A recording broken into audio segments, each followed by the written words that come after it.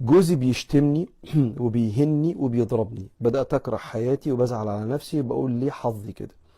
ممكن نتصالح يومين ويرجع تاني يعمل كده. أنا مش عارفة هو بيتعامل إزاي مع اللي بيشتغلوا عنده، بس أنا زهقت. وهل حلال الضرب والإهانة؟ لا، الضرب حرام والإهانة حرام.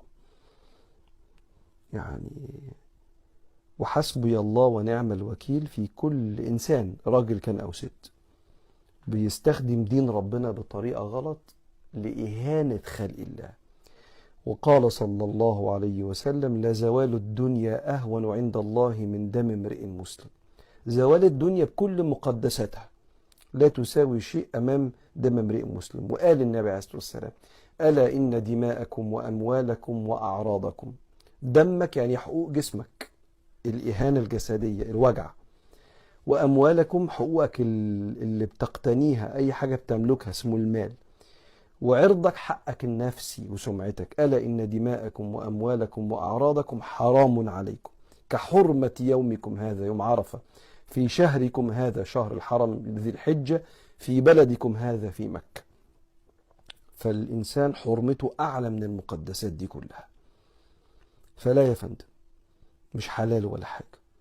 والست اللي بتتهان وبتضرب، هقول لها على موضوعين. لازم تقعدي مع جوزك وتقولي له: انت بتضربني ليه وبتهني ليه؟ وهو مش هيجاوبك بمبرر. في فارق ما بين السبب والمبرر. السبب حاجة أدت لحاجة، المبرر حاجة أدت لحاجة ولازم تحصل. يعني مبرر ان انا زعلت منك انك شتمتني باهلي، ده مبرر.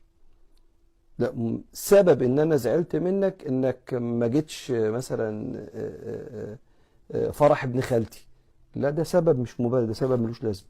ما ازعلش منك عشان حاجه، انت ممكن يبقى عندك ظروف. هو ده السبب اللي زعلني، بس ده سبب مش مبرر، مش مقبول. نفس الكلام، بتضربني ليه؟ ليه بتمد ايدك عليا؟ مش قوي يعني؟ ولا عشان عندك حاجه في الدين بتقول لك كده انت فاهمها غلط؟ ولا ايه الحكايه يعني؟ قول لي بتضربني ليه؟ بشتمك باهلك، بهينك، بمد ايدي عليك، اشرح لي بتضربني ليه. فيقول لك بتعصبيني وانت اصلك انسان عندك نديه اصلك. قولي له: انا مش هسمح بالضرب ده تاني، ولازم تدخله حد. لو في ست جوزها بيهنها وبيضربها، لازم، ربنا اللي قال كده: وان خفتم شقاق بينهما. هو في شقاق اكتر من انسانه بتتضرب زي الراجل كده اللي مراته بتشتمه؟ ما ينفعش تسكت على الكلام ده. لازم حد يخش يحل الموضوع ده قبل خطوه الطلاق اللي احنا بنحاول نتجنبها في بيوتنا. فبعثوا حكما من اهله وحكما من اهله ان يريد اصلاحا، مش اهانه وضرب وشتيمه، ان يريد اصلاحا يوفق الله بينهما. وانا بحذر الزوج والزوجه، مش انا، استغفر الله، ماليش انا ان احذر حد، بس ديننا بيحذر البارتنر، الزوج او الزوجه، الشريك المهين. الست اللي بتهين جوزها النبي حذرها من النار، قال كده: انظري اين انت منه فانما هو جنتك ونارك.